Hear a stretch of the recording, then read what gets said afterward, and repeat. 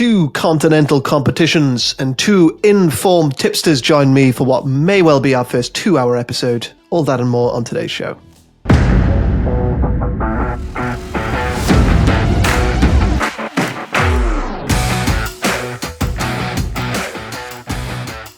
Hello and welcome to the Betting Expert Football Podcast. I'm your host, Daniel Jenkins, joined as ever by Betting Expert's football editor, Sam Ingram. How you doing, Sam? Hello, Daniel. Very well. How are you? I'm great. And joining us today for his second appearance is our South American expert, Nathan Joyce. How you doing, man? Yeah, not too bad. Running low on sleep after last night's Copa America game, but it's becoming a bit of a habit now, so I'm slowly getting used to it.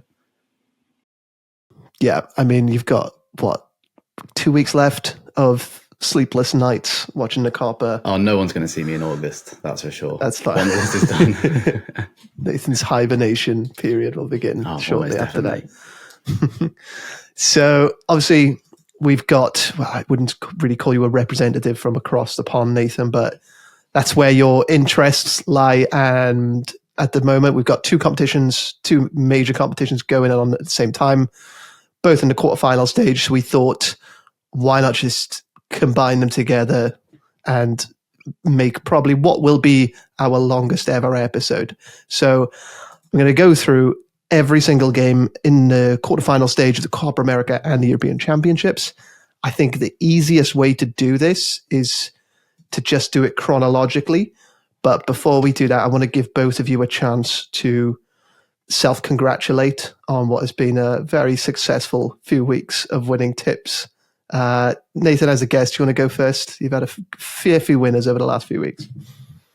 Probably my best run of form ever, to be honest, across any competition. 16 winners out the last 18 on my columns for people who are checking those out, and 2 out of 3 anti-posts so far, but decent prices. We did a Copa America prediction column all the way back in January. So if anybody stuck with me, Mexico to not win the group was 4.33, and they actually bowed out in 3rd place with a single goal.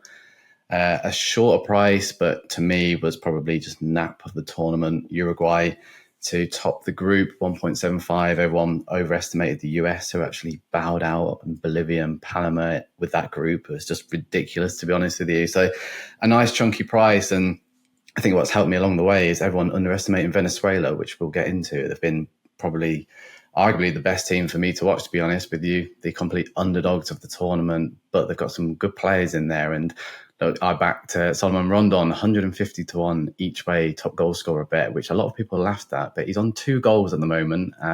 So maybe one more might see him finish in the top 3, and that's a nice little payout around 50-1. So yeah, it's been a fun period and well worth staying up till 2, 3, 4. Definitely. And you've got a couple of quarterfinal previews on the site now for Argentina, Ecuador, and Venezuela, Canada. Yeah, if I'm not correct. mistaken. Yeah. So, and of course, you'd be tipping more games here. Sam, similarly successful week for you. What was it? 6 out of 6 on the last podcast? Yeah, 6 out of 6. So a very good week. I'm glad Nathan's having fun this summer because the Euros have been really quite brutal for me, bar last week. So yeah, I'm thrilled with the 6 out of 6 last week, but on the podcast anyway, that brings me to plus 0.24 units for the tournament. So in profit, which is excellent. But it's been a bit of a grind, and I've seen it's been that way for a lot of people out there. So yeah, I suppose you just got to keep finding value, keep backing it, and hopefully you end the tournament up. But it's been tough, to be honest, Dan. Probably my toughest international tournament that I've been part of in terms of like publicly tipping. So yeah, tough, but moving on to the quarters, hopefully we can have another good round. Yeah, I think growing into beauty it. There of just to interject there, Sam. I know it's difficult, but it's not many people have been watching the Copa America because of the Euros, but I think that has influenced the prices because I don't think many people have been focused on that or following it closely, because no team which should have gone shorter have done throughout. It's been consistently the same. So where people have been struggling with the Euros, it's actually been a really good opportunity for Copa America, and hopefully that continues into the knockouts as well. Yeah, take the hint, Nathan. We should have had you on sooner, I know, but there we go. Go on. So let's start things off. Games kicking off on Friday, July the 5th. So we're going to use UK time zones for this. So technically Thursday night, but Friday morning, 2 a.m. Nathan will be watching up. We'll be waiting up watching, I'm sure. Argentina versus Ecuador. Argentina, the current favourites. They were the pre-tournament favourites with Betsy at the latest Betsy projections for the competition. They are looking at 41.81% chance of winning the tournament, and Brazil down at 33.3%. Argentina got through Copa America Group A, finishing as group winners. And, well, take it away, Nathan. What do you think of them here? We didn't learn anything new about Argentina, to be honest. Within this, they were the group they had, and their potential route to the final is as easy as it gets. Peru, Chile, Canada, now Ecuador, and then potentially Venezuela or Canada. Sorry, Ecuador, Venezuela, Canada. And then they're in the final. So what an easy route compared to the other side of the draw, which we'll get into later. But like I said, we haven't really learned anything differently. I think for the last 2 or 3 years, if you backed every game for Argentina to win and under 3.5 goals, you'd be massively in profit. And I think that's the way to play this game as well. Argentina haven't conceded yet, haven't looked like to conceded. Yes, they've dominated possession against smaller teams, but they don't actually go out and batter teams. It's never something which they really do. If you go back through the last 2 years, they've lost 2 games in 60, and it was one of those was that classic Saudi Arabia 10 a.m. game at Qatar World Cup, which everyone enjoyed. And the other one was Uruguay, and we'll get onto that a little bit later. But apart from that, they've just been so solid under Scaloni. He hasn't changed anything since the World Cup. He hasn't changed anything prior to the World Cup. And they just put in professional performances. They dominate games. Sometimes they struggle to break teams down at first because other teams just set up with 2 banks of 5. But eventually they just wear them down. And that's been the case here. So the interesting angle for those who are probably looking at a slightly bigger price against all 3 teams in the group stage, it was 0-0 at half time. So if you were going to back Argentina to draw and then win the game, that's around 4.0, so 3-1, which is a quite nice price. It would have won for all 3 games in the group stage. It would have won when they beat Ecuador in the South America World Cup qualifiers, where a certain Lionel Messi scored a wonderful free kick about 15 minutes before the end of time in Buenos Aires. So again, it's just consistent, really. The only teams they've battered, and I've made a few notes, is UAE, Estonia, Guatemala, in these pointless friendlies where they've managed to score 4, 5, 6 goals. But in competitive fixtures, it's just been professional jobs throughout. So we haven't learned anything new. We know they're the best team. They have the easiest route. They were the favourites for a reason. And Lionel Messi hasn't even scored yet. So it'll be interesting to see how he performs in the knockout stage as well, and potentially jumping on him to score a few goals, because it's not like he's been underperforming. He played, I think he got man of the match against Canada, played incredibly well against Chile, rested for Peru. He is 37, which we do forget, and this probably will be his last tournament. So Scaloni just resting his legs, but he hasn't looked old, to be honest with you. He's put in some really good performances. His numbers have been good. So it's a matter of time, really. I wouldn't suggest him to win the Golden Boot because he's 16-1 at the moment, because Lautaro Martinez scored 4 goals. And that's been really impressive because he started against Peru, scored 2 goals. But the other 2 games, he's played 15, 18 minutes and just took his chance. So whether he's dropped or not will actually be quite interesting, or whether they'll try and make room for him and Messi will be interesting. But I don't hold much hope for Ecuador, to be honest with you. Felix Sanchez, ex-Qatar manager, has come into the fold. And the fans hate him. The fans don't like him. He plays really pragmatic, boring football. They needed a point against Mexico to qualify. And yes, they did that. But it was a lot of lump, long ball. And when you've got players in the middle like Moses Caicedo, Kendry Paez, Alan Minder, who's having a wonderful tournament, and we'll definitely hear more about him, the ball's bypassing them. And then they've only got Enner Valencia up front. And if they're having to deal with Christian Romero and Alessandro Martinez, arguably the best centre-back pairing in the world in international football at the moment, I don't think they're going to have much joy, to be honest with you. So, yeah, another routine victory. Perhaps Ecuador can hold them till half-time. They do have a good couple of defenders, William Pacho from Frankfurt, Hincapié, Leverkusen. So it'll be interesting to see how long they can hold them for. But as soon as that first goal goes in, the game's over. Yeah, I mean, it's quite an interesting one. I'm glad you mentioned Lautaro Martinez. I was going to bring him up, but it's been quite interesting. He's the top scorer at the Copa America. I think he's played, 120 minutes so far in the tournament. He's come off the bench a couple of times, got 4 goals. He's 2 clear of everyone else. Currently below evens to finish as top scorer in the tournament. And you can get him to score any time in this match at around 3.0. Do you think there'll be any sort of inclination to give him a start? Because, he only started that third group game, came off the bench in the first 2 because Julian Alvarez has been playing up front with Lionel Messi. It's going to be really interesting. It'd be a bold decision to leave him out at this moment in time, but then you can only really start 3, and you've got Di Maria, Julian Alvarez, Lionel Messi, and of course Martinez. So how they all fit in, I don't really know, and I don't think he'll sacrifice a midfielder to squeeze all 4 of those in, to be honest with you. But look, with Di Maria and maybe Lionel Messi, but more towards Di Maria, probably 60, 70-minute player, and Martinez has proven himself off the bench. So an in-play bet, definitely. Maybe not something I would risk beforehand, just if he doesn't start. I think Scaloni would be incredibly harsh not to. Maybe Alvarez is the one who's put to one side for this fixture.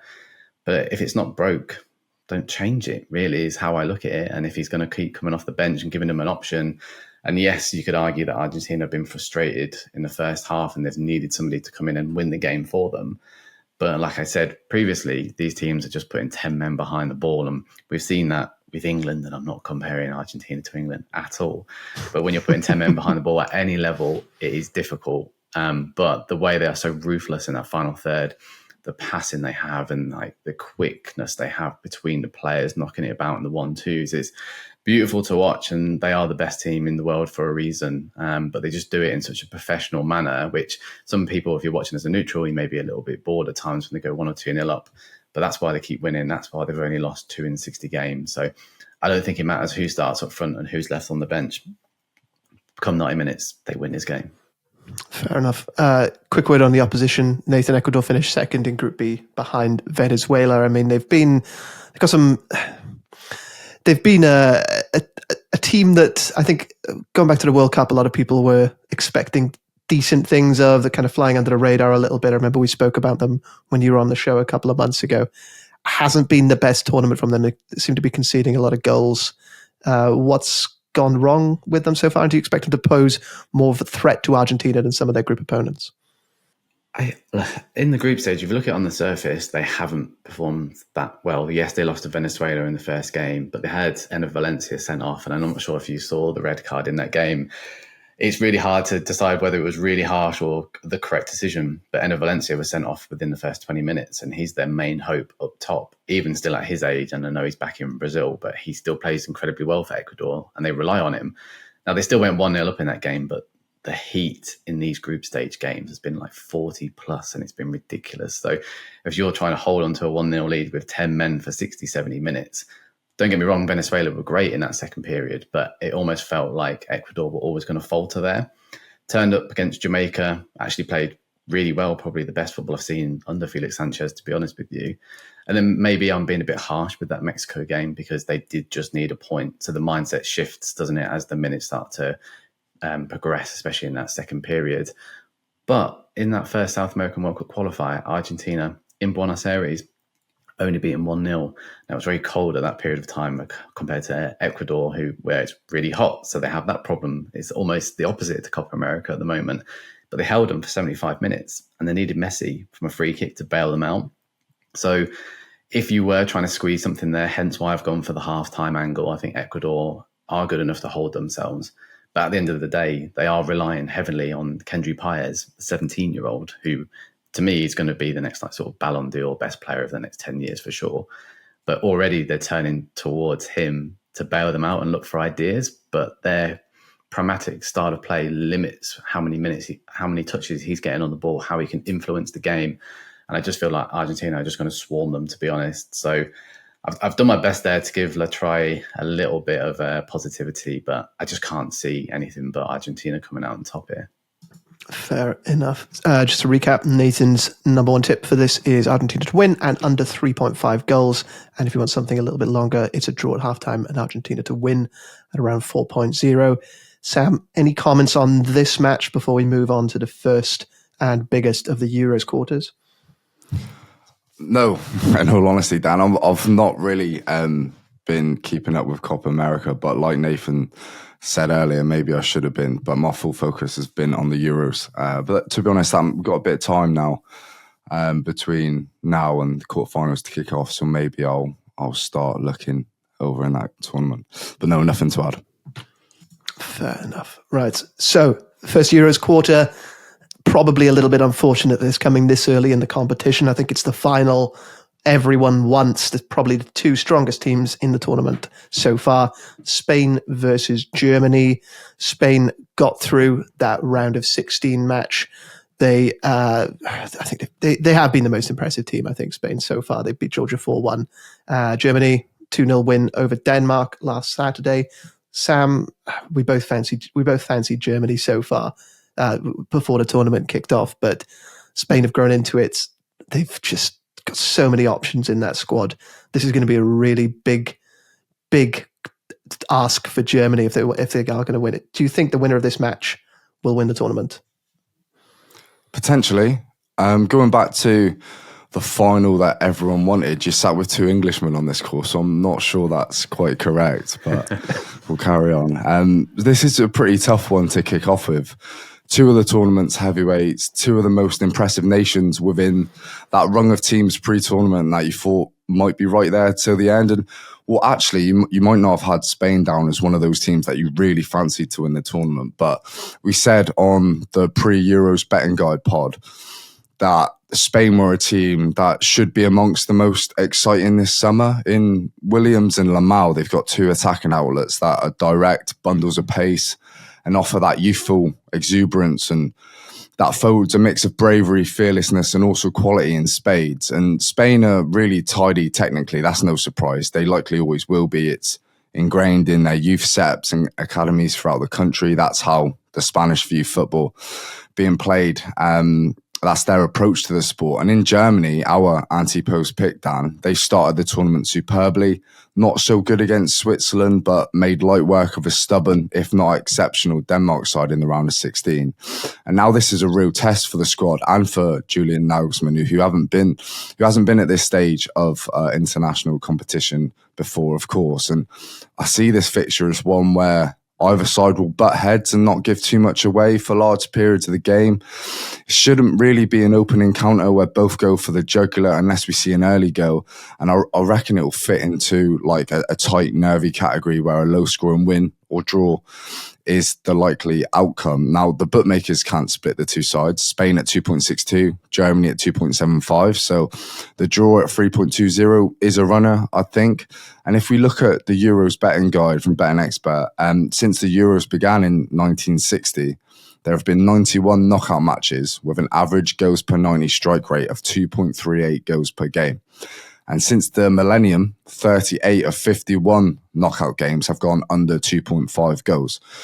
So history says we should probably back under 2.5 goals at this stage. And if you look at the quarterfinals specifically, 10 of 24 quarterfinals since the millennium, since the year 2000, have gone under 2.5 goals with a 2% return on investment if following every game with a flat 1 unit stake. So although if we look across both forward lines and their respective defences that they're going to be lined up against, it's a slight concern because I do think both attacks have the beating of their respective defences if you line them up kind of player on player 1v1.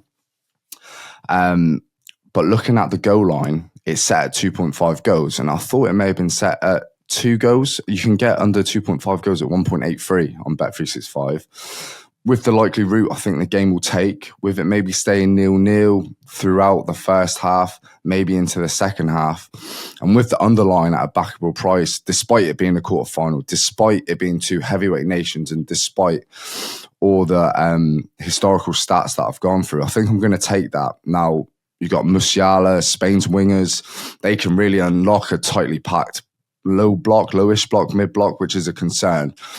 But I just hope those moments are few and far between, and either nation are happy to let this thing rumble on into extra time if it's still level near the end of 90 minutes. So it's not my favourite bet in the world, but from the main markets I've got in front of me, under 2.5 goes at 1.83. That's where I ended up. Interesting. Are you going to be tracking this one, or is it more of a lean, or are you happy to put your name next to it? I think I'll track this one, yeah. Yeah, cool. Interesting. Yeah. I was intrigued to see which way you were going to go. I had a feeling you might go for the unders, but considering the attacking talent on the pitch, it's obviously not one you do with your heart, it's more one you do with your head. For the record, Betsy is favouring Germany slightly. So expected goals totals are Spain 1.13, Germany 1.18. So siding with Germany plus 0 in the Asian handicap market, or essentially a draw no bet, which I like. But yeah, it's kind of counterintuitive considering the attacking talent on the pitch to go for the under on goals. But you're sort of counting on the occasion more so than the teams for this one, Sam. Yeah, that's exactly it. And it's a tough one, Dan, because I could have sat here and I could have gave a really good account of why this could go over 2.5 goals. We've seen Spain like overly clinical throughout this tournament, and Germany can really hurt teams when their attack is firing. We've seen the movement from those front four, Wirtz, Musiala, Havertz dropping deep, and Gundogan joining the attack. So they've got all the tools needed to find the net against another like heavyweight nation. So yeah, a little bit concerning, but I think we've got to, like you said, think with your head, look at what stage of the tournament we're at, looking how maybe the opening stages might be a little nervy and how the closing stages, if we're level, maybe the same. So yeah, it's led me to kind of lean towards the unders. So yeah, fingers crossed. Fingers crossed. Nathan, I know you've been nocturnal for the past couple of weeks, but have you managed to catch much of Spain or Germany? What are your thoughts on this match? Yeah, I'm probably not saying anything new or what people don't know, to be honest with you. I've been more impressed with Spain than anyone, to be honest with you. I think since the first game or two, I've probably had them down as my sort of team to away from the odds to go all the way, to be honest with you. And as you teed up this game, Spain v Germany, it is a final, isn't it, really? And I think it's a little bit disappointing to see it in the quarterfinal if I'm going to look at it from maybe a neutral point of view. But I think in these latter stages of the tournament, and there'll be a theme with my Copa America bets as well, but the Asian handicap line of 0 or draw no bet opens up to good prices, anything above 1.75. And I'll probably be leaning toward Spain within that as well. So if Sam's bet comes in 1-0 or taking it to extra time and you get a refund, I always think that's a safer bet. I think a lot of people get carried away seeing either Spain or Germany or a team like that above evens and think that's a cracking price. But I always think, look, as Sam said, use your head, look at the stage of the tournament, and if there is a team you prefer or fancy, take them on that draw no bet line and just, yes, maybe dock 0.3 off the betting. But I always think that's more of an intelligent punt. So yeah, I'll be siding with Spain on the draw no bet side of things. Yeah, if you do want to go a little further with that, you can get the draw for about 3.2, which I think represents really good value for this kind of match at this stage of the tournament. This one kicks off at 5 p.m. UK time. Once it's finished and we get what I think will be extra time, should flow in nicely to Portugal versus France. Sam, take it away. I mean, we watched Cristiano Ronaldo's kind of horror show. I don't know. I don't really know how to describe it. It was an interesting one. What do you think of Portugal? Yeah, let's start with Ronaldo, shall we? In all fairness, he's looking really sharp. Like his movement in the box is impeccable, but it always has been. Still yet to get on the score sheet after taking around 20 shots in Germany, the most in the competition, even after stepping up for a penalty in the round of 16 against Slovenia. But he looked like a man possessed in that game, and he will be a major threat to France's longevity at this tournament. And despite all of that, and it's been said before, I don't think he's the perfect focal point for this team because it's all about him, isn't it? Like, why was he crying before the game had finished? Obviously, he'd missed a penalty. But yeah, I wasn't sure about that. Imagine and I if just that was an wonder English what the player, likes by of... the way. Like, imagine if that had happened in the media. Like, they would have just been killed, wouldn't they? But for some reason, because it's Ronaldo, he seems to almost get away with it, this pantomime approach. Sorry, I just had to get that in there because I'm just not his biggest fan. Yeah, no, I completely agree. And you got to wonder what the likes of Bernardo Silva and Bruno Fernandes thinks about it all. Like, they must get a bit fed up with it being the Ronaldo show for 90 minutes. But he'll play each and every game. He's undroppable. Martinez hasn't got it in him to switch things up at that end of the pitch to take him off. Can't see that happening. If we look on the wing, though, Rafael Leao, one of my favourite players to watch in Europe, defenders can rarely cope with him, and we saw that again against Slovenia. It's so hard to tell what he's going to do next. He can take it both ways, lightning quick over the first 2 yards, and then even quicker when he gets going. There can't be many fullbacks that can keep up with him in world football, so that's a real weapon. Perfect outlet for Portugal, and France are going to struggle with him, and they probably will also struggle with João Cancelo getting forward. I thought he was excellent as well over on the other side of the pitch, attacking his fullback whenever he had the chance, and he did so with regular success. Some really nice touches and link-up play, and Portugal will need those big players to come through in the quarters as they meet France. And despite this French team almost mirroring England's tournament in terms of like underwhelming output, we know exactly what they're about when they turn it on. And France are yet to see more than 2 goals in any of their Euro 2024 matches this summer. The 2 bigger nations in the Netherlands and Belgium that they played witnessed just 1 goal in 180 minutes. So there's no surprise that this goal line we've got here for this game is under 2.0. So that was the first market I checked, and the draw was next.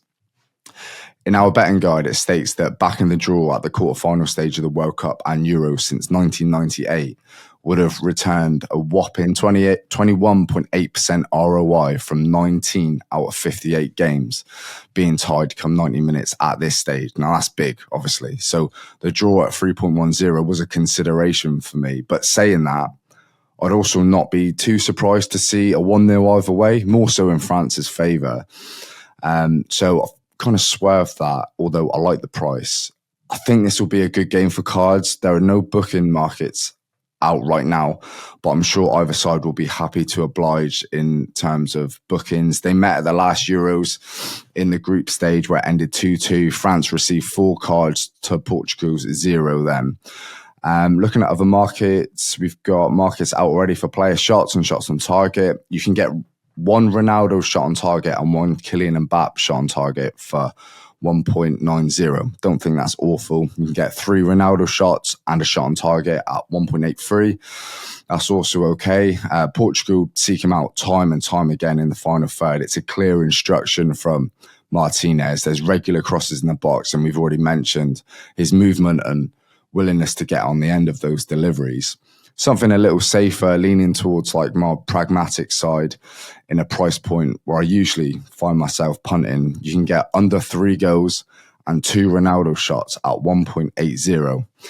And that's something I'm confident with if France turn up and limit opportunities in their defensive third, but also struggle to set the world alight at the other end. I can see Ronaldo having a couple of shots in the game, whether they be headers or long range shots or whatever it may be. I think he'll try and make things happen, and I can't see too many goals in this game. So at 1.80, combining 2 of the markets that I really like in this game, I thought it was a pretty handy way in.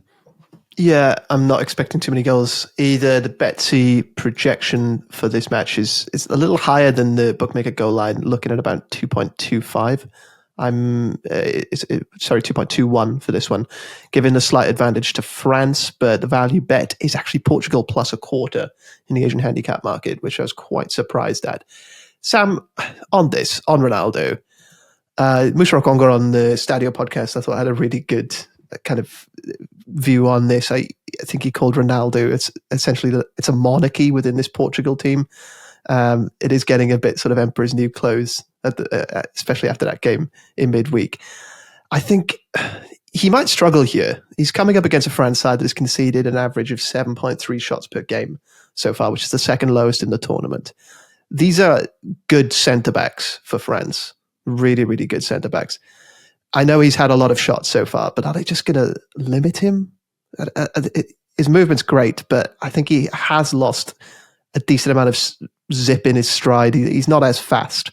He's certainly as intelligent, as smart with his runs, but he just didn't seem as quick in midweek. I don't know if it's going to come down for me. If this bet is going to fall down for me, it's going to be on those Ronaldo shots. They might just shut him out. Maybe. I suppose we've got to be mindful that like everything that made Ronaldo, bar his pace, I think he's probably still got his like leap and his like agility. I think that's still there. like all of those, the majority of his skill set is still there. So if a ball is put in the box, like you mentioned it, I'll back him to get on the end of it, or I'll back him to find himself some space. And if they get a free kick up to 30 yards out, he will take it, likely terribly, but he will shoot, which is massive for this bet, of course. Look, I'm not exactly expecting him to maybe find space in behind and be one-on-one with the keeper. He might not get that level of opportunity where he can generate like a high expected goal opportunity. But I do think he might win a flick on, win a header, take a free kick, take a pop shot from outside the box if Portugal are trailing. I think those kind of avenues are really likely. So, and it's just 2 shots as well. Like, we don't need him to hit the target. It can be blocked. It can be, it can be any kind of shot. So I feel somewhat safe with including that, but I do get what you're saying. It's going to be a tougher task for him and for Portugal than they faced in a long, long time. But in terms of the wingers and the midfield, clearly instructed to find him at any given opportunity when they've got the ball in the attacking third or when the ball's out wide, that should lead to at least 2 shots. So, I get what you're saying, but hopefully we see more of the same. I wouldn't be going anywhere. Yeah, I wouldn't be going anywhere near the shots on target market. Let's just put it that way. But it's a good point. If there is a free kick within about 35 yards, and expect Rosette to bulge. And if it was any other player who'd put in that performance in midweek, I wouldn't be expecting them to have the self-confidence to be taking on shots in a Euros quarter-final. But fair play to him, Dan. Like, stepped up for the opening penalty, the first penalty in the shootout, after what had just happened, after he was crying his eyes out after he missed the penalty. So fair play to him. He's got a big set of balls and slotted it in side netting. You couldn't get much better than that. Good pen. Nathan, any closing thoughts on France versus Portugal? It's really not like me, but just listening to you two, I don't really tip anything over 2.1, but the angle I quite like, and I don't know the price, you'll have to maybe pull it out, is Ronaldo to be booked might be, for those who like a bit of a punt in play, because look, he threw multiple paddies in that Slovenia game, but the referee's always going to side with him and Portugal against the so-called minnows, but up against France, and it's going to be a level playing field. If things aren't going his way, as Dan, you highlighted with those centre-back pairings, and if France take the lead or anything like that, how many times have we seen Ronaldo throw his dummy out and get annoyed? And I don't think at this level, it's not like the European qualifiers, is it? Or playing a smaller team where the referee will just let it slide. I think potentially it could be a game where he is made an example of. So I'm not sure on the price, and I'm not putting it down as a trap bet or anything like that for sure. But it definitely intrigues me for someone who wants to have an outside swing in this game. 5-1, Nathan.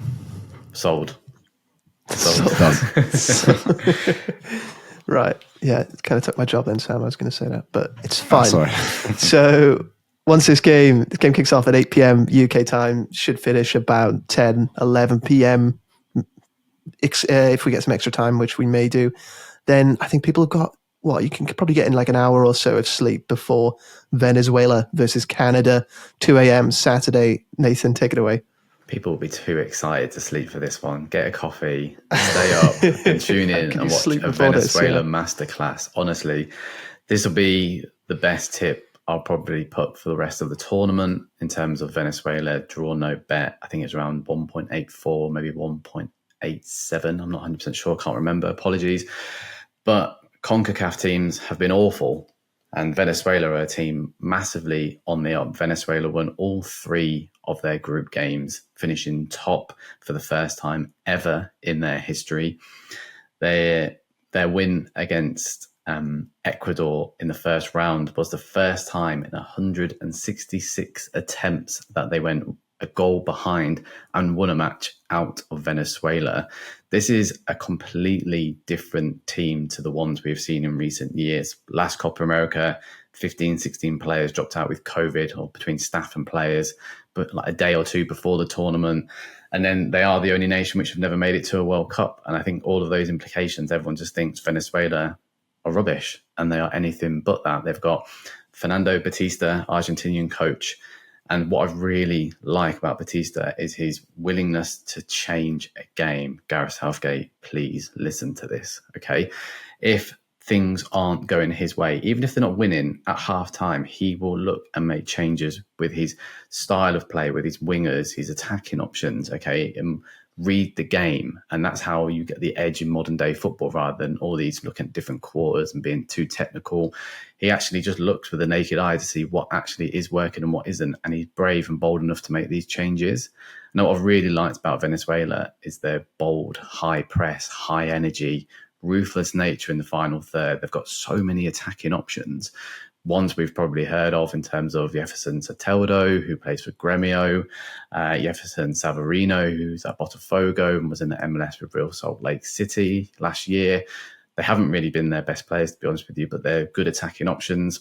Solomon Rondon, now everyone's been laughing at he's still going, but he came in as the most informed striker for the whole tournament and almost scored against Ecuador. Apart from it was a really good save, but it set up their equaliser. So it's almost 3 for 3 in this tournament. And there's just so much to like about the team.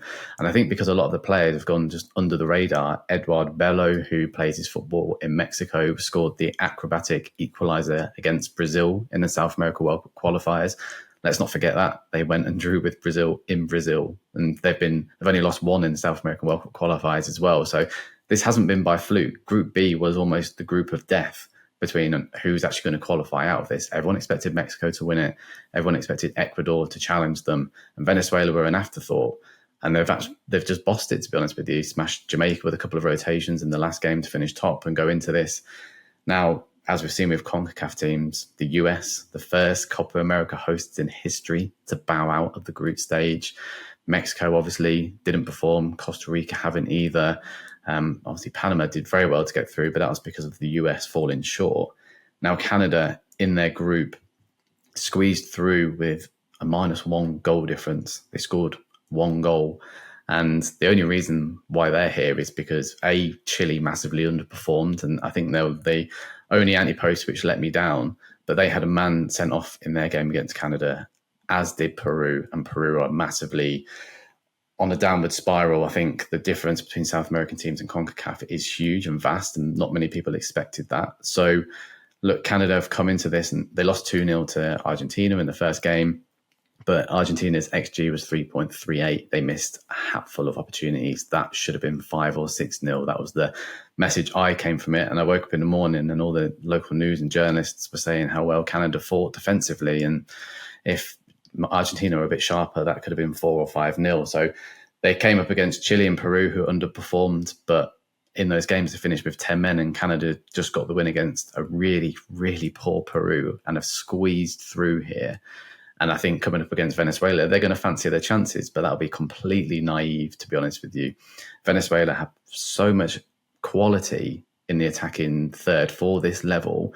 And then they've got Yangel Herrera, who's just had a wonderful season with Girona in the heart of the midfield as well, who's playing a key role for them. So for me, I don't get the price at all. I think they've been priced up because the bookies are a bit unsure, to be honest with you. And once again, overrating Canada, as we saw in the previous World Cup and what we've seen in Copa America so far. So for me, Venezuela are going to get through to the semi-finals, and what an achievement that would be. So yeah, definitely the most exciting team, probably bar Colombia, I've seen during Copa America. And to come out of that group with 9 points is an incredible achievement. And we'll definitely see them at the US World Cup in 2026 for the first time. So a team very much on the up. Interesting. Very interesting. I mean, on Canada, obviously got a couple of star players in there. Jonathan David, Alphonso Davies. They've struggled for goals there, haven't they? They've got 1 goal in 3 games in the group. And I mean, it's quite interesting you've put that down as your highest value bet of the week. Betsy's actually gone the other way with it and is projecting 1.54 Canada goals to 0.96 Venezuelan goals. So look at no best bets yet, but I'm expecting it will probably be Canada +0 in the Asian handicap market, or even just Canada to win the match outright. What's gone wrong with Canada so far, and how have they got this perception with the bookmakers and with Betsy, it seems, that they are going to do a lot better than they are doing? There's just this huge gulf in quality between CONMEBOL and CONCACAF, and for some reason CONCACAF nations are held in such high regard. And yes, Canada have one or two high profile players as you've listed there, but the other 8 or 9 on the pitch are not.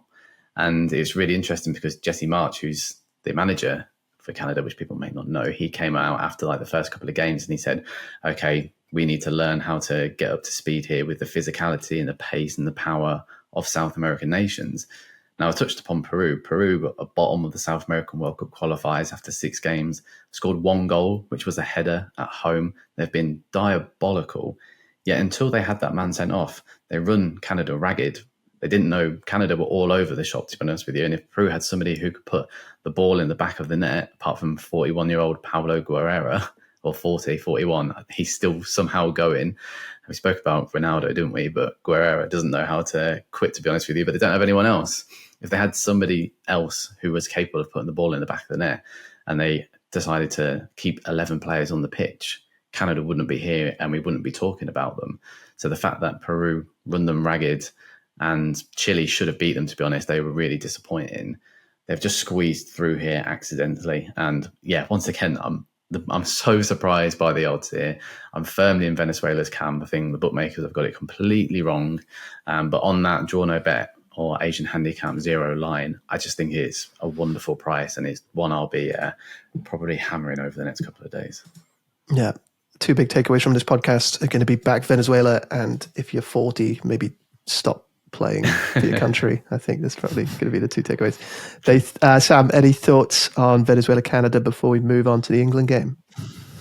Yeah, nothing really I can add that Nathan's not added, but I suppose Betsy leaning towards Canada is likely because of like the expected goals racked up by Canada, whilst Chile had 10 men from the 27th minute and Peru from the 20th minute. So that's 130 minutes of Canada versus 10 men, and still they only managed 1 goal in those 130 plus minutes after an opening day loss to Argentina, which is no disgrace. But yeah, fully on board with Venezuela here with Nathan, and to be able to get the draw on side as well with a refund looks a really good way in. Yeah, I like it. And just to add the heat as well, like it's been incredibly hot. Now the game is going to be a bit later. The group stage games have been in play between 40 to 42 degrees, maybe a bit hotter. It will be cooler than that, but Venezuela will be used to that, whereas Canada definitely won't be. So I think that's another psychological edge to that game as well. Yeah, and it's something we don't usually pay too much attention to, especially over in England. But I got off the plane in Croatia a couple of weeks ago, and it was 42 degrees, and I could barely walk without getting out of breath and sweating. Yeah. So look, I take my hat off to these lads, and if Venezuela is far more used to it than Canada, then yeah, it's an instant leg up before the game's even kicked off. Yeah, I think this one kicks off at 8 p.m. local time, and we'll probably talk about it a little bit more for the Colombia-Panama match we'll get to in a little bit, which kicks off earlier in the day. But after this one's finished at probably around 4 a.m., depending on extra time, you can get a bit of sleep in before England versus Switzerland, the 5 p.m. game on Saturday, July the 6th. Sam, England, that's the question. England, take it away. Yeah, well, Nathan, you may be able to get some sleep in during the match as well. That might be best for you. Look, very lethargic again from England. Slow build-up play, failing to move the ball with any kind of conviction for large spells. I said this last week. I said it the week before. Said it the week before and the first opening day as well. Like I'm just repeating myself. England's first shot on target was Jude Bellingham's overhead kick late in the game, 95th minute. Their second was Kane's winner in extra time. This was the first game this tournament where England mustered more than 1.0 XG, edging above with 1.15 XG to Slovakia's 2.15 XG. They've not played well all tournament. This could give them the boost. Could this make England gain some traction in the competition? Maybe. One thing is for sure, though, if you play like that against Switzerland, you'll get slapped in the quarterfinal. Switzerland won't fear England. There's no need to pay them too much respect here. If Slovakia and Slovenia can hold England to a draw, then this Swiss outfit can take them all the way, and that's how they'll be feeling in that dressing room. You've got 3 draws in 90 minutes in 4 England games this tournament against Denmark, Slovenia and Slovakia. So that will give Switzerland all the belief they need. And they may not go through to the semis, but Switzerland clearly have enough in their ranks to at least lock in another draw for Southgate and company if we see similar output from either side. The Swiss have performed admirably against better opposition than England have so far, to a level that suggests their quarterfinal opponents have a big task on their hands. And Nathan touched on it a minute ago, like in terms of in-game management and making in-game calls, I don't trust Southgate to make those in-game decisions if his side aren't in front. It feels like he's hesitant to do so, even when the overall performance is stale and lacks conviction and tempo. I've seen nothing to suggest the performance we get on Saturday won't require the manager to give us a much needed shot in the arm at some point. So yeah, if we are drawing up until the 60th, 70th, 80th minute, I think that will just rumble on until we get extra time. So if we see more of the same from England, then we can take the plus 0.25 Asian handicap for Switzerland, and we get profit if this ends in a draw. Now, that's quite appealing for me. You'll probably hear in the run-up to this game, you'll probably hear people say that their projections have the prices about right, that England at 2.20 might be the value punt of the round, but I just can't be backing them with what they've put on, what they've what they've kind of given us to watch over the summer. And what we've seen to date in Germany, I just can't be siding with England. And Switzerland have looked half decent. So to be getting them with a quarter goal advantage at 2.02 at odds against, that is where I kind of ended with this punt in the quarterfinal. Yeah, it kind of goes back to our conversations about England last week, Sam. I mean, there's so much individual quality in this squad, and a lot of it is basically rammed into a system that can't really handle it. And we're waiting for those moments of magic from individuals, which we got with Jude Bellingham with that overhead kick late on in the game. It's not a system-based team that creates chances almost without thinking. And is there a potential that things just click? I mentioned it last week. I know how bad they've been. I've been watching the games as well. It's been rubbish. And are you sure you've been watching the games? The way this conversation's going. I was just going to say, Bukayo Saka deserves all the credit in the world for playing about 3-4 different positions, because Gareth Southgate can't create a squad that actually works and has multiple players who can play in some positions like left back. So is there a chance that things just click by fortune and England get a win in 90 minutes, which, against Switzerland? Surely.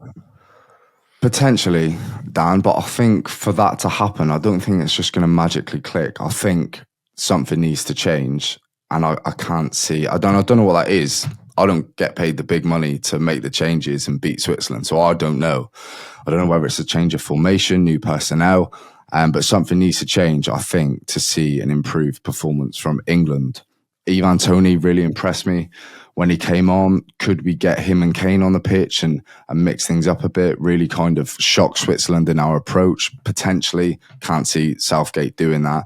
I can see more of the same. There may be 1 or 2 changes, but in terms of how we set up and how we approach the game, I think it'll be the same. So again, I just think this is going to rumble on. And I was really impressed with Switzerland against Italy, to be honest, and especially on that left-hand side. You've got Ricardo Rodriguez, who kind of like pushes up on the left, joins the attack along with Vargas out wide. And is it Abishers? I think that's how you pronounce his name. He kind of like drifts inside into the 10. So in terms of an overload, like Switzerland on the left are really good. And they've got Ndoye on the right as well. So I imagine, given our injury concerns with Trippier out there and given Kyle Walker's on the left, that maybe Yakin will look to play a little bit more down the right. But they're able to do that. So I think on either flank, there's concerns there for me. And in terms of like creating opportunities ourselves, going the other way, there's also concerns for me. And they've got Akanji, Shah, Rodriguez at the back with Xhaka just in front. Like, they're no mugs. So I just like the look of Switzerland here. It probably will be a draw if I, gun to my head, probably a draw. But with the court goal advantage, I just had to take them. Yeah, I wouldn't steer anyone away from the draw. I'm glad you brought up Switzerland's left side attack. 30% of their shots in this tournament so far have come down that left-hand side. They are the most left-sided team in the tournament. England are the most right-sided team in the tournament. They do not have a left side, as anyone who's seen the kind of the sort of Christmas tree graphs that you see, sometimes the average position graphs that you see on social media. 27% of England's shots have come down the right. Just 11% have come down that left-hand side. I expect this game will be played on one side of the pitch. They're probably going to wear the ground out. They're just running down. May as well take off half the pitch and just play it on one side, just to make things a little bit easier. That screams, really, to me, that we've got to start an Anthony Gordon. I've said it on every single podcast, start Anthony Gordon. But surely just get someone that can offer us a little bit of width and take the game over to that left, away from those condensed, crowded areas. I'd love to see him start, but probably won't. Last word on Switzerland for you, Sam. They've been very impressive, and you're right to praise them for that win over Italy in the round of 16. They seem a lot more accomplished than the side we've seen over the last few major tournaments. I was out of patience with Switzerland because we just got the same team, the same performances, the same outcome year after year after year in major tournaments. But something's clicked. They've stepped up, and I'm not saying back it, but Granit Xhaka is 40-1 for the Ballon d'Or. He's been brilliant. That I don't know about Ballon d'Or, Dan, but that match they won, he was the best player of the round. He was so good. And in terms of Switzerland, maybe kind of stepping up their game from previous major tournaments, it's because they've got so much experience in that spine. They've got a Premier League, kind of Premier League quality backline and central defensive mid, as we touched on, and we've also touched on that both outlets on the wing.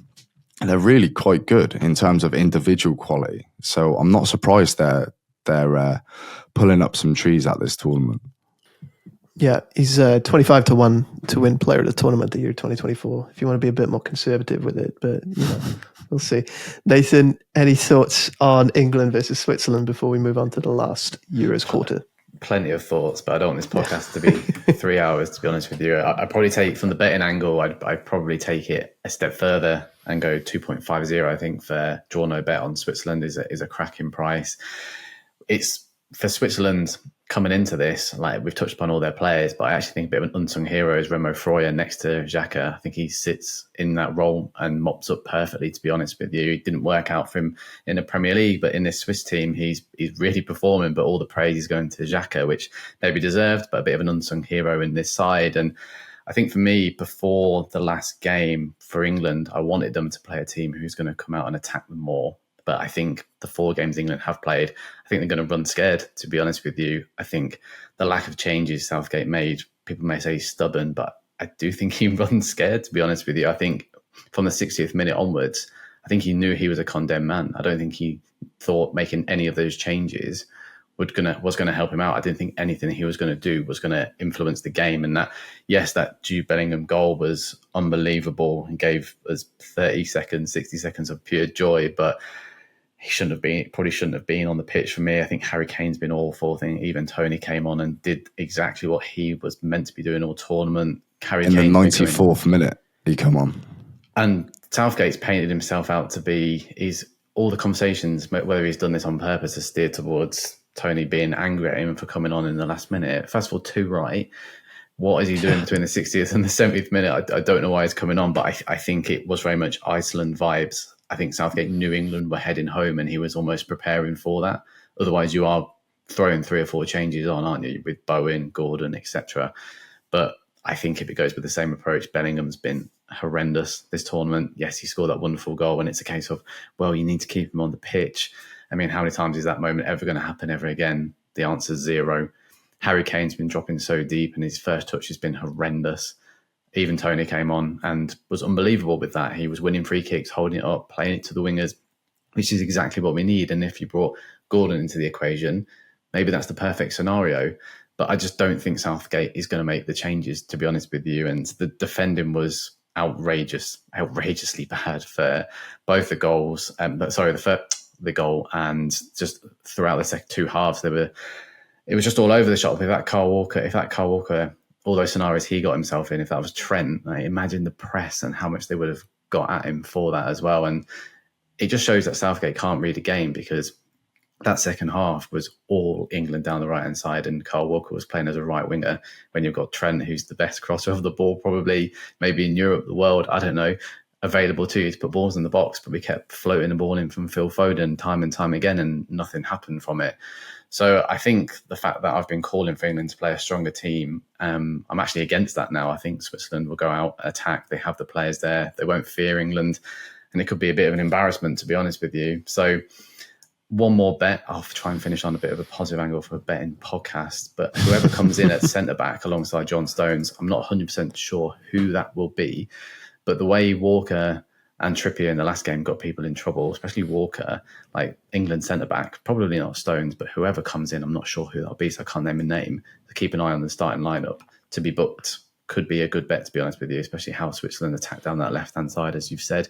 Getting in behind, England have just been all over the shop defensively. So a card bet for an unknown player at this stage, but one to probably keep an eye on when the lineups are announced. Yeah, I imagine it would be Konsa based on what the based on the minutes so far. I wouldn't be surprised if it was him. Just going back to Switzerland, they obviously prefer to attack down that left-hand side. It would certainly be in their interest to switch things up and go down that right for this game, considering Mark Guehi I think he's been probably England's best player so far at the Euros. Guehi, it's a low bar, but it's a stretch, but yes. Yeah, he's not far off. He's not far off. Okay, let's move on. I can feel the sort of the atmosphere dropping a bit the more we talk about England. So let's move on to Netherlands versus Turkey. And Sam, we were hoping for the match of the knockouts in that Turkey game last night. It was entertaining. It was certainly entertaining, wasn't it? And they got through. Do you want to kick things off by talking about Turkey? Yeah, just quickly, a Ronaldo and Konza booking double is 28.50. If anyone out there fancies it. The Nathan special. Get on it. Right. Netherlands v Turkey. Like, I was impressed with Turkey against Austria. We knew we'd get a good game. We knew it'd be end to end. And it was one of the games of the tournament we thought it might be. That first minute goal from Turkey meant they could sit back a little bit more so than we would have expected. Austria then couldn't play as normal and revel in the chaos that they caused from high turnovers from the high press, because they had a lot more of the ball. So they couldn't utilise it as much. But regardless, Austria did enough in that game to take the game to extra time at a minimum. Gonek in goal for Turkey pulled off the best save of his career in the final seconds, and that's class from him to do that in injury time in the knockout stages of an international tournament with your country's jersey on. I thought that was excellent. Did you see the XG on that or something? It was like that would only be saved 6% of the time if that was played over and over again, which I still think is quite a high statistic, to be honest with you.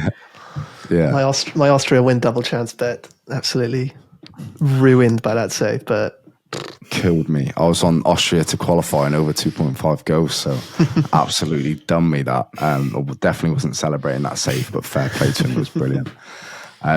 Look, Turkey were great on the ball. They popped the ball around really well, I thought. All very comfortable when receiving possession, in pressured situations, and all very capable of finding the next teammate and working through the thirds. I thought they were really good in possession.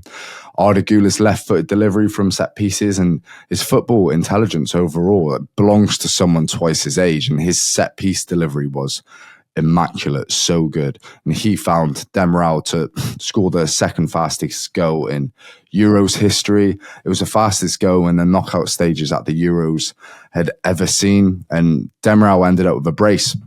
He scored 2 goals in his last 47 games for Turkey and then bags 2 in the round of 16. And he was 300-1 for the brace before kickoff. So if any of you got on that, then Yeah, good going. His set piece double is enough to set up a tie with the Netherlands in Berlin on Saturday. And the Dutch dealt with a really high-tempo, aggressive start from Romania in their round of 16 game, who looked very bright in the opening stages. But after 20 minutes, it was all Netherlands, really. They took control and really kicked on. The second goal looked like it would never come for them, but after some intricate work by Cody Gakpo, who scored the first goal, he laid on a superb assist after Jenkins passed Dragusin on Romania's byline, and that just ended the game as a contest. So if you look at the quarter-final meeting between the two in front of us, Austria and the Netherlands, I'd like to think there'd be goals. However, I'm mindful, like we've spoken about it, at this stage of the competition, it's all very cagey, it's all very nervy, which doesn't usually lend itself to high-scoring games and end-to-end blockbusters like your Austria versus Turkey's. The over 2.75 Asian goal line here is the biggest of all four quarterfinals, which makes sense with Turkey involved and makes sense from after what we saw last night. However, on Bet365, we can still get over 2.5 goals at an early 1.80 price. I think I might have to take it. Over 2.5 goals has landed in all four of Turkey's matches at Euro 2024, producing an average of 3.25 goals per 90. The Dutch drew with France 0-0, but either side of that, their other three games have witnessed 3, 3 and 5 strikes. Both teams will feel like they can hurt each other, especially in counter-attacking situations, in transition. And also, we saw last night at set pieces. The Dutch have got Van Dijk, Nathan Ake, Van der Ven when he plays, De Vrij, like all really, really big boys. And Ardagula's left foot, he's going to put it on a sixpence for those big, burly Turkish centre-halves and midfielders. So, yeah, set pieces is definitely an avenue for goals too. And if the goal line doesn't float your boat, I've just realised I said I was taking over 2.5 goals. I'm not. I actually decided on both teams to score in the end. I've got it written at the bottom here. So I'm actually taking both teams to score. So I like the goal line, but both teams to score at 1.80. I don't mind that at all. And that is what I'll hang my hat on, even though Turkey entered the match as 5-1 outsiders. And the betting expert betting guide implies that you're probably a bit daft if you side with goals in the knockouts. But I just think Turkey can cause a few headaches here for me. And I do think the Netherlands will get on the score sheet too. So, I mean, take your pick. Same price, over 2.5 goals. That gives you the opportunity for one of these teams to go on a whitewash. It can be 3-0, 4-0 and you still win, obviously. But both teams to score, we can end at 1-1 and collect our money. So, yeah, both teams to score, 1.80. Yeah, I'd be inclined to go for the over on goals rather than both teams to score, because we could just see what we saw with the Netherlands last night. I think the Netherlands are a good side. I've enjoyed watching them throughout this tournament. I think a lot of people have been quite cold on them, but every time I've watched them play, I've quite enjoyed them. Betsy is expecting goals as well, going for expecting 1.74 for the Netherlands and 0.95 for Turkey, averaging out to about 2.7 goals expected. So value on the overs and value on both teams to score. So certainly with you on that one, Sam. But the actual Betsy best bet for this one is Turkey +1 on the Asian handicap market. That's at around 1.87. So yeah, if the Netherlands do win this match by 1 goal, then that the stakes are returned for that bet. Sam, on Turkey, the expectations are probably a little bit lower for this one, but are you reading anything into the suspensions? Because obviously you've got Hakan Çalhanoğlu, captain, best player, was suspended for the round of 16. He'll be coming back presumably straight into the starting lineup for this one. Are you reading anything into that? It's a bit of a fresh attacking option for them, which is quite rare for a team like Turkey in this stage of a tournament. Yeah, that's massive for Turkey. We said last week he's so good on the ball and largely press resistant, and he's the one that really builds attacks along with Ardagula. So that's a massive plus for this bet for Turkey too. And obviously, like you said, he's had 90 minutes rest, which we shouldn't overlook in this tournament, because back-to-back high-profile games is going to zap the legs of any professional footballer. So yeah, huge for Turkey. That's a massive plus. And I think they also had another suspended last night. I can't remember. I think it was a defender. with a name I can't pronounce. That's why I didn't bring it up. So yeah, he'll be coming back in. That's fair enough. But yeah, Kalanoglu is a massive plus. They love him, but they'd love to have him back, I'm sure. Yeah. Quick word on the Netherlands. What have you made from them so far? We've seen Cody Gakpo is impressed. He's getting some goals. He always seems to show up at these major tournaments and then don't really hear all that much from him in the months in between them. But yeah, they've got plenty of attacking talent and yeah, good team going forward. They are a good team. Again, similar to Turkey and Austria, really good on the ball, brave in terms of going forward. And Cody Gakpo is playing with a level of confidence that we saw at the World Cup and that maybe we've not seen so much in Liverpool. But yeah, really good team. But you got also like Denzel Dumfries on the right, gets forward with purpose and he's got some quality in that right foot as well. So that's a really handy tool. I'm just not sure about them going backwards because I think they're a little bit susceptible and I think teams can get at them. We saw Romania carve a few good chances in the opening 20 minutes before the game settled down. And if you afford those kind of chances to Turkey, they will take them, they will get forward. And I'm pretty confident they're gonna, if not find the net, they're going to create some opportunities where they should find the net. So we need Turkey to be clinical for this bet. But yeah, overall, the Dutch have impressed me more than I thought they would. They've been better, much better than I thought they would be. But I still think teams can get at them. Yeah, that is reflected in the stats. They've conceded just over 10 shots per game on average, which is a lot more than teams like England, Spain, Portugal, France, Germany, who I think are, most people see them as a level above the Dutch for this competition, for this in the outright markets. Nathan, the last quarterfinal, do you want to take a stab at it, Netherlands versus Turkey? No, not really. I wouldn't be able to provide any sort of insight for it. I just think that, yeah, Sam's covered it all. It's all good. That's right, Sam, I'll get your opinion on Panama in a minute. No, there's nothing for me. I just think Turkey have been brilliant to watch, to be honest with you. And I think it is an interesting matchup. It's definitely one for the neutral, but I can't add any angles. I don't see anything from me. So, yeah. So no card bets, which I seem to be throwing about today, which I didn't expect. Wait for I don't think the full lines are out yet, so we'll wait for that.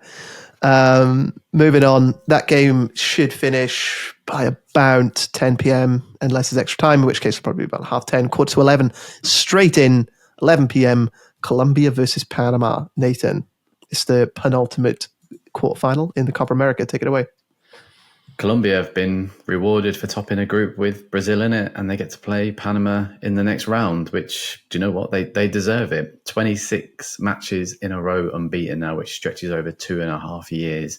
They beat Spain a few months back at I think it's West Ham Stadium, so a neutral venue, and Spain put out a really strong side that day as well. And look how well they're performing. We're saying that they could go and win the Euros, and Colombia beat them. And if you rewind further back to 2023, Colombia beat Germany 3-2 as well in a friendly and a competitive one of that. So they're coming into this and they've just grown into the tournament. And if you had a coma in 2014 and just woke up, you wouldn't know what year it is, because James Rodriguez has just rolled back the years and he's been superb. He's had 3 assists already, 2 in the opening game against Paraguay where he got player of the match. And it's even more impressive because he's barely played a game for Sao Paulo, who have been trying to get rid of him. He's barely had more than 200-300 minutes across 2024. The whole transfer has been a disaster. But for his country, in that number 10 role, he's been a joy to watch, to be honest with you. And a lot of people were saying before whether he's going to slow the pace down because they have a really fast team, especially the wingers, John Arias, Fluminense, Luis Diaz, Liverpool, obviously. In behind, they've got 2 really good defensive midfielders, and Jefferson Lerma from Crystal Palace, obviously, and less known Richard Rios from Palmeiras. All good attacking, pacey players when they're on the front foot. And James Rodriguez, well, maybe he's going to slow it down, but just the way he can pick out passes and his ability from set pieces. Now, Colombia have scored from 3-4 set pieces now across this tournament already, and James Rodriguez has been responsible for 3 of them. But they've also shown from the other side, I can't remember who's taken the right side, but so forgive me with that. But there's been a threat from set pieces, been able to break down teams like Brazil didn't break down Costa Rica and drew 0-0 with them, where it was comprehensive 3-0 victory for Colombia in that game. And then last night, staying up till 4 a.m. was very much well worth it, because Colombia held Brazil, but they should have beaten them. They had the better chances. They swarmed them. And if you look at, like, we'll get onto Brazil more, but like the team they have, you do an 11 versus an 11, and yes, it's more Premier League compared to a lot of Brazilian players within the Colombian side in terms of playing domestic football there. Colombia just swarmed them, and there's just goals across the whole team. Crystal Palace's right back, Munoz, has got 2 goals to his name. That's more than Rodrigo and Messi combined in this competition. He bursts forward and almost plays as a right winger. He does what Kyle Walker wants to do, or tried to do in the last game. It's my last dig at England, I promise. But there's just everything there. That 26 game unbeaten run is there, and I just feel like, yes, they've been rewarded against Panama. My standout bet in this particular game, actually, do you know what? Let's give a round of applause to Panama for getting this far, to be honest with you, because in a group where it was Uruguay and the US, they were very much expected between who's going to finish bottom between Panama and Bolivia, but they were just massively underestimated. Panama have recently got a result in the last year against the US in the Gold Cup and then beating them on penalties. So they were really underestimated going into this, and they deserve to be here, but this is where they will bow out, because like Colombia play with a high press. They'll probably want to get this done nice and early, to be honest with you, potentially go a couple of goals up and look to rest your players like Rodriguez and Diaz for the next round, where it could be Uruguay or Brazil. We'll get into that in a minute. But I think the price around evens, I think it is exactly evens for Colombia to win half-time, full-time, is a good price, to be honest with you. I'm not messing around here with the Asian handicap line, which is also a good price above evens. But for me, I think they'll get the job done in the first half. They've done it against Costa Rica and Paraguay. Not Brazil, but they had their chances more than enough, to be honest with you, and pretty much embarrassed Brazil at times. This is a poor Brazilian team who just can't get it together. We'll touch on them when we get to them in a minute. But really impressed with Colombia. I think they're one of 3 teams who can go all the way and win it. You can't rule them out, to be honest with you. Sometimes when these international records are 26 games and you look through it and they've played rubbish teams, but I think highlighting the fact that they've beaten Brazil, also Germany and Spain, yes, friendlies, but South American nations take them very seriously. And if you look at the teams, Germany and Spain put good sides out and they beat them. So there's lots to like about them, and they're really fun to watch. There's so many Colombian fans in the US, even in the group stage games where a lot of stadiums weren't sold out because of ticket prices, etc. Colombia fans were there in their numbers, and it was a sellout last night between them and Brazil. So expect them to bring the noise, which don't underestimate how powerful that can be in a competition. So yeah, there's just a lot to like about them, and it'll be a brave person to rule them out, especially with Panama next. It's almost a bypass to the semi-final. I'm glad you mentioned Colombia as one of the favourites to win the tournament, which they are, with the betting projections coming in at 13.5% chance of going all the way, which would be a story for the ages. For this match, they are being given a 1.2 goal projection advantage, 1.93 expected goals for Colombia compared to 0.73 for Panama. So certainly the value side. How much are you reading into the sort of times? You mentioned the heat earlier on, Nathan, for some of these matches. This one is kicking off, I think, at 3 p.m. local time in Glendale, Arizona, which, I mean, I don't have the weather forecast off the top of my head, but I imagine it'll be quite warm. Will that lead to a bit of a cagier match? You mentioned the set pieces there. Colombia have created an average of 5.3 shots from set pieces so far in this tournament, which is the second highest behind Ecuador. Do you think it could be a little bit tighter than perhaps some expect? No, the fact that these games are a little bit later, it was just the early group stage games where they were playing sort of the beaming midday sun. That was why certain teams were struggling with this. Yes, of course, it's Arizona. It will still be hot. But I think Colombia, they're a team which don't get frustrated because they like to play with high press. Sometimes you'll look and they haven't had too many shots in the opening 20 minutes, but they know how to work into the box. Luis Diaz comes alive for Colombia on that left-hand side, whether going to the byline, running in the box or cutting inside, offers a threat. And obviously he scored a penalty against Costa Rica, so they can worm their way into the box. They've got James Rodriguez, arguably the best set piece taker at this tournament.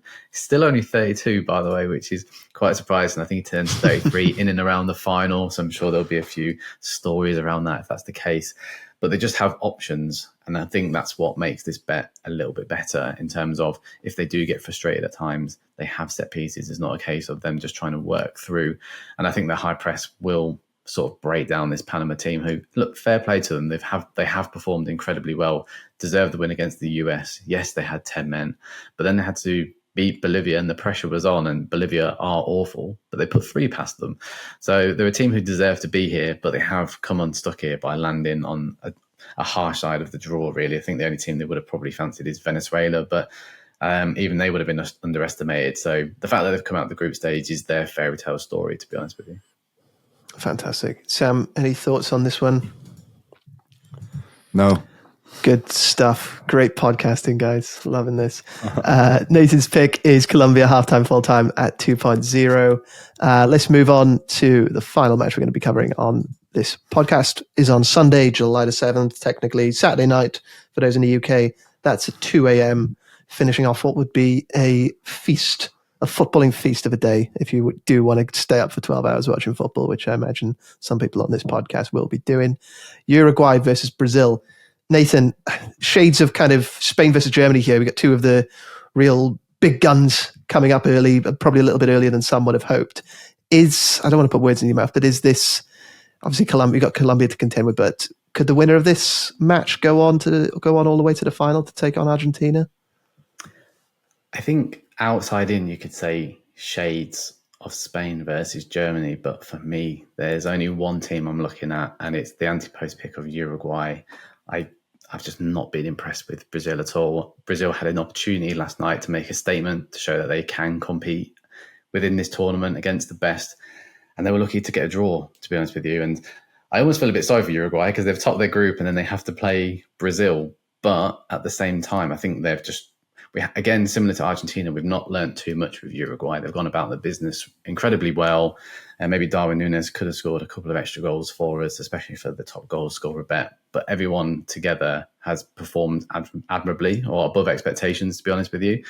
And there's still something really wrong with Brazil, and I can't put my finger on it, to be honest with you. Like, they had that awful, turbulent 2023 period under Fernando Diniz and previous managers, and they brought in Dorival Jr. And yes, he's performed quite well incredibly well with Flamengo and Sao Paulo domestically, but this is a completely different ball game, dealing with huge egos, huge players, the international scene.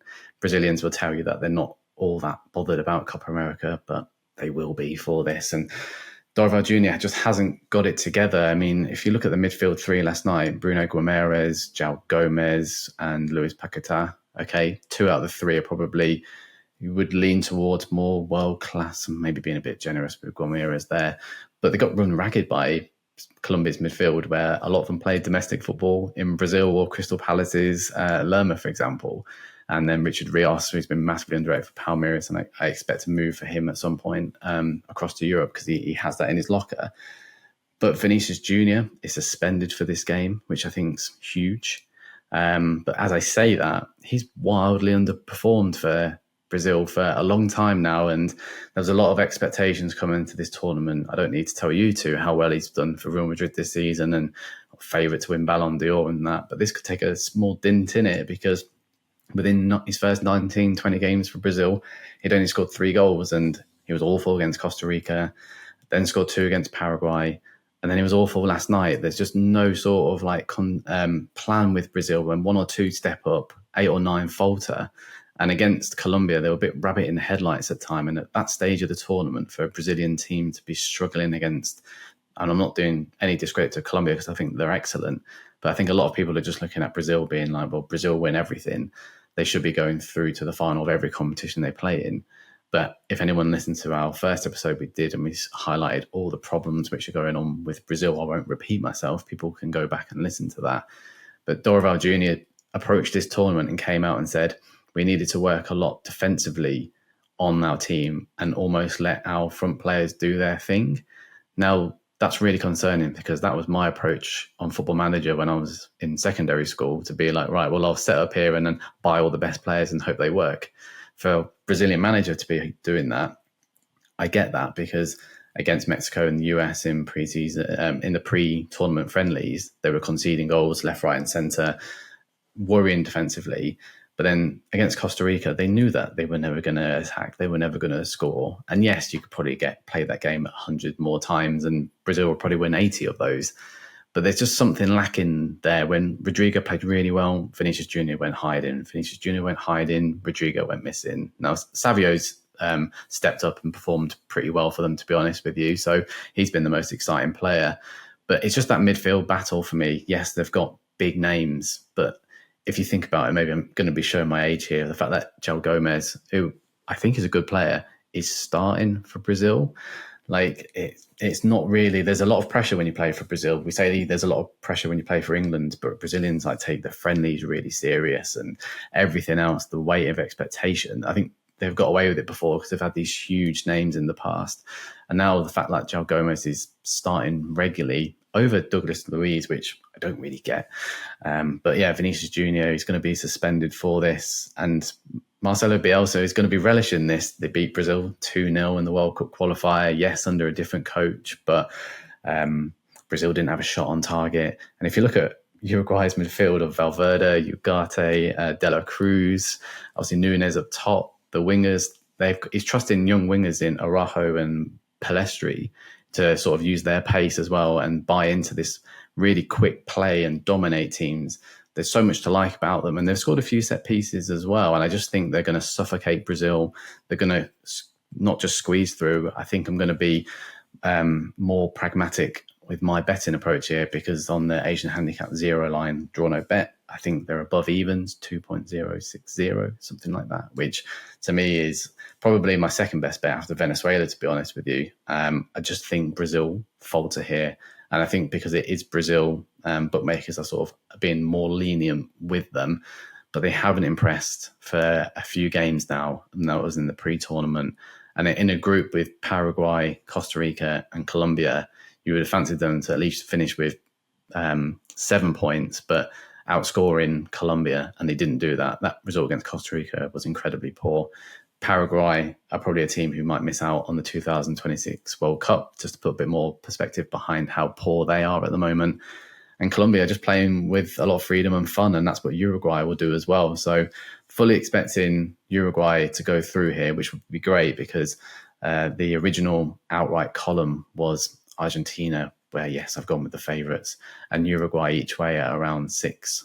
So if both get to the final, you're going to make a profit either way. So that's how I envision it going, to be honest with you. And yeah, Brazil to bow out.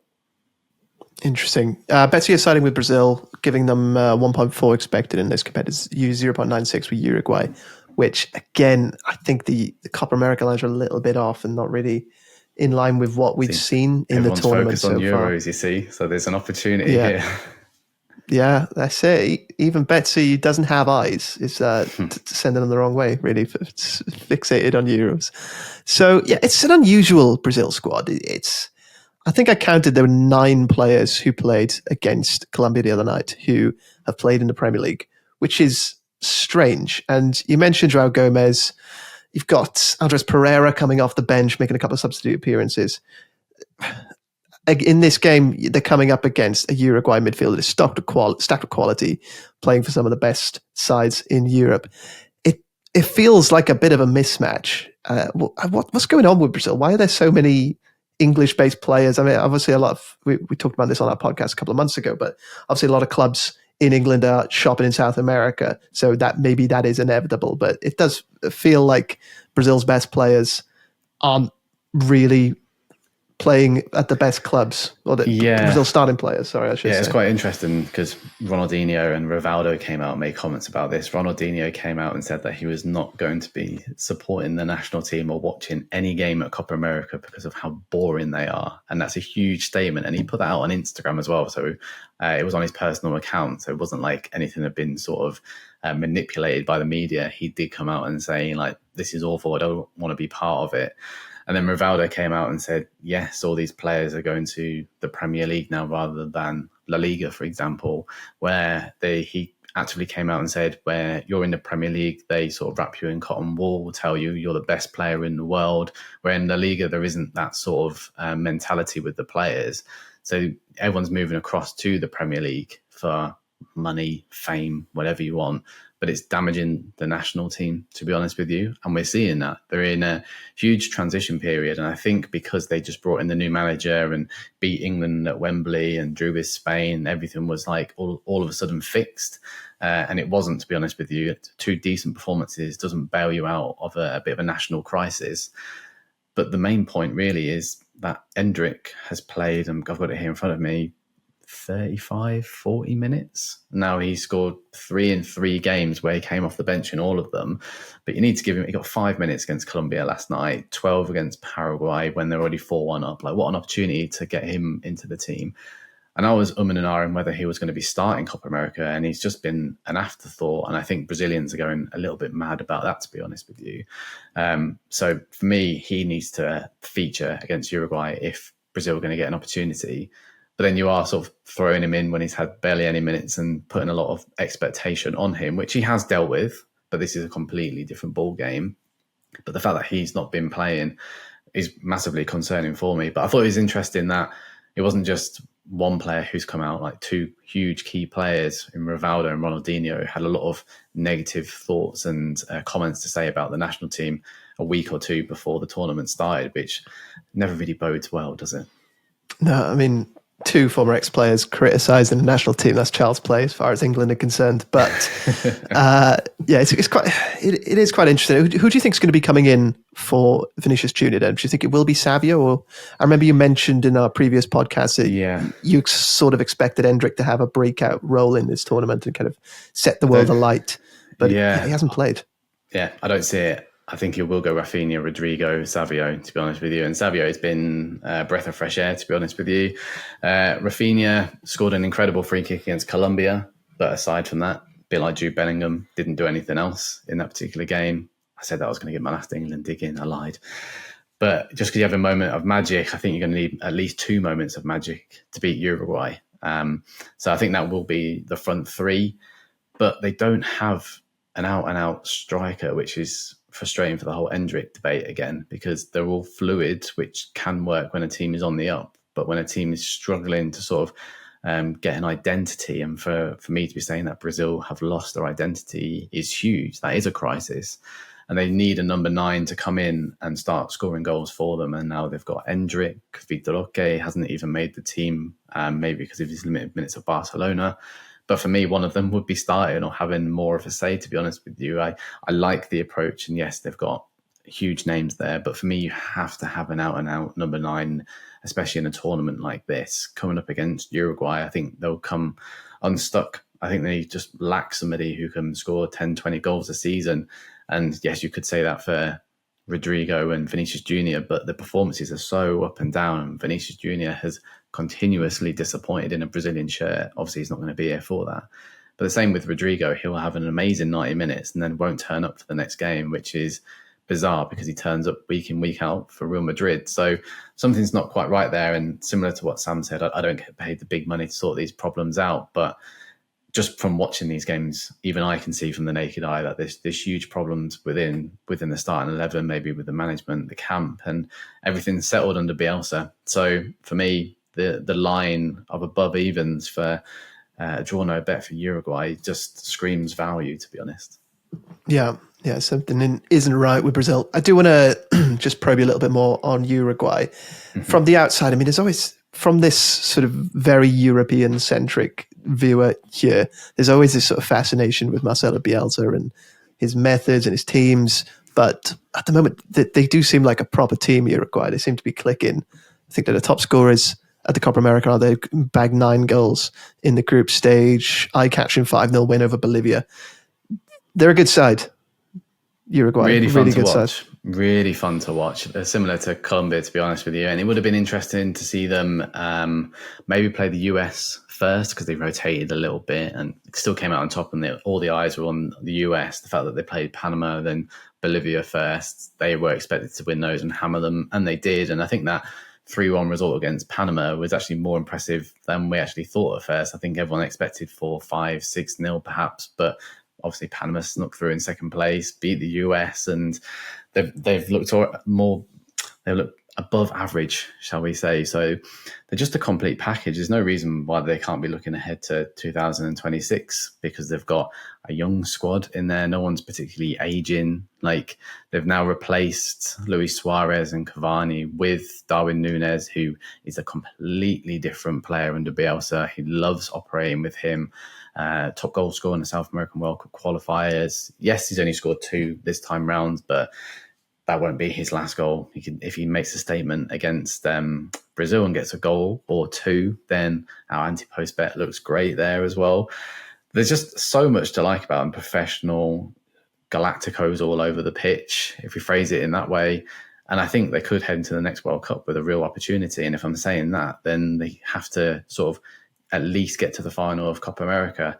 And I think just the fact that they, similar to Argentina, that they haven't been really tested yet means that they haven't needed to get out of second or third gear. And they haven't got out of second or third gear, and they've scored 9 goals, 9 points, looking really good. And they're heading into this fixture full of confidence where Brazil don't know who to pick, how to play, what they're doing. So when you add all that up and speak about it, people will look at this maybe watching the Euros and go, oh, I'm going to stay up and watch Uruguay, Brazil. This is going to be a really tight game, or I'm going to back Brazil as people normally would, are going to be in for a shock. There isn't a weakness. Maybe Nandez, who plays in the Middle East, as a right back. But apart from that, there's promise all over the pitch. And to me, they are just the complete package as well as Argentina. Yeah, I think if they get a result in this game, people will start to sit up and take notice. If Uruguay start taking them seriously in this competition, Bets is giving them an 8.76% chance of winning the Copa America. But get a result here, those numbers are going to shoot up, sure. I'm sure. Nathan's bet for this one is Uruguay +0 in the Asian handicap market. You can also alternatively, basically a draw no bet if you do find better odds anywhere else. Sam, any closing remarks on Uruguay versus Brazil? Yeah, I would just like to say that because it's Brazil, because of their pedigree and history, they were never going to be the underdogs on the opening lines here, where it sounds like they probably should be. So for us to get an Asian handicap 0.0 at 2.07 is, I just checked on Bet365, and it's a really good price, and it may not be odds against for much longer. So if you like it, then I'd just suggest getting on soon. Yeah, definitely agree. Right, just before we close up, have you guys spotted anything in the outright markets for any of the competitions that we've discussed so far? Any teams to reach the semis, any quarters? I'm just dropping this on you. I haven't really briefed you on this, but just if anything's taken your fancy. Sam? Yes, one sec. Let me get it up. All right. Yeah, so tournament totals. I was looking at converted penalties, and in the last 2 Euros tournaments, there's been 33 converted penalties last time out, 32 in the previous tournament, and at the minute we're on 11. And you can get over 27 on Bet365 at 20-1. So we need 16 and we need 17 converted penalties, and that includes extra time. That includes penalty shootouts. So it sounds like a lot, 17, but really maybe if you say we'll get 6 or 7, unless we get like a Diego Costa situation where he saves every single penalty, maybe we get 6 or 7 converted penalties from one shootout. So if we get 3 penalty shootouts from the start of the quarterfinals, I think that could go really close at 20-1 anyway. I think it's a pretty good price. So maybe like a 0.25 unit on over 27 at 20-1. That could be a shout, could be something to look at and cheer on. And if we think, like we're digging into the betting expert betting guide, if we think there are going to be a few draws and we think there's going to be not too many goals, quarterfinals, semi-finals, final, then penalty shootouts are, they're live runners in most games. So potentially at 20-1, that's something that stuck out. I like that. You've talked me into that. Are you going to be tracking that? Quarter of a unit? Yeah, go on then. Go on then. Yeah, why not? Yeah, you said another loser on the board. Yeah, why not? Get that plus 0.23 units of profit and just throw it away. No, I do like it. And obviously, as we get into the later stages, we're seeing teams with very technical players, and technical players do usually take pretty good penalties. You said you need 2 or 3. You probably need like 1 or 2 decent shootouts. We've seen a fair few shootouts in recent years go to 8 or 9 penalties each, and everyone's just chucking them in. So one really good one will do. One really good one will get us over. Yeah, and we are expecting a fair few draws over the quarterfinals. So yeah, I like it. You've talked me in. Nathan, anything from you? The markets with Copa America are so much more limited than Euros. Yes, they so you are. have to be a little bit more picky. And I've got a couple of muggy ones from what I quite like. But I think the first one, just if I'm going to touch upon it, Brazil to bow out in the quarterfinals is evens, which is, I think, maybe quite a good play if you want to take it to extra time and penalties and include that, just what we've spoken about. And this is really muggy, but if you're going to back 2 teams to reach the final, Colombia are 2-1 and Uruguay at 23-10. Now I really fancy both of them to meet each other in the semi-final. So yes, you're obviously doubling up here and hoping, obviously I think Colombia obviously get through against Panama, but obviously because I really fancy Uruguay as well, like backing both of them now at above 2-1 to get to the final. Obviously only one can, but you're going to make a profit. So if both of them squeeze through and play each other the semis, it's a feet up and profitable match to sit and watch. So there's not too many other markets at the moment. I wouldn't be backing Martinez to win the Golden Boot at 8-11 because if he's not going to be starting, I don't really know if he's going to keep scoring in those 10-15 minute games if he doesn't start. And I think the game should be because it could be fairly tight with that Ecuador game. I think with the 3.5 angle I've gone with, it suggests that Argentina may win 1-0, 2-0, so they're not going to be pulling loads of players off and making those changes or necessarily chasing goals. So I'm not sure what the angle is there. Potentially stick with Núñez and Rondon and hope that they can bag a goal and squeeze into those top 2 spots. But 8-11 with a 2-goal swing with 3 games to go, it's an easy route for Argentina. But if he's not going to be necessarily starting, it's probably one to maybe potentially lay if people want to look at those sides of the bets. But yeah, Colombia and Uruguay both to reach the final 2-1. It was quite good to me. Would you be interested in Darwin Núñez at 3-1? Nathan, considering, like you said, Martinez may not start, Vinicius Junior's out at their next match and face Uruguay. I mean, I did tip him up at 6, didn't I? So it's difficult for me to say now that this is the right price. I'm gonna say no at that price, just because yes, Brazil have their flaws, but Uruguay we're going to score more than 2 goals against them. And then it's Colombia, which at the moment could be anything. If it was Colombia, Uruguay, I'd have to sit on the fence. I'm not 100% sure how that would potentially go. The only reason why I'm sticking with the Rondon bet is because that they have Canada, and if he gets a penalty or another goal, then he could be on 3 or 4, and that's a really good payout. So I can't add anything in at this stage yet. Sorry to sort of end the podcast here on a negative by saying no bet. We can end it on a positive by saying Rondon's gone from 150-1 to 28-1, which is nice. That's value. There we go. And if he scores against Canada for a top 3 payout, I think that could be a wrap-up. Might retire from Copa America betting ever again, to be honest. Yeah, job done. Feet up. Fantastic. Right, let's leave it there. If you are going to be using any of the tips from today's show, then please gamble responsibly, only betting what you can afford to lose. Thank you very much to Nathan Joyce for joining us. No, appreciate the invite. Always a pleasure. Good stuff. And thank you, as always, to Sam Ingram. Thank you very much. Thank you to you. We will be back on Monday next week, I think. Think so? Tuesday? I think Monday. Let's go Monday. We'll be back next week.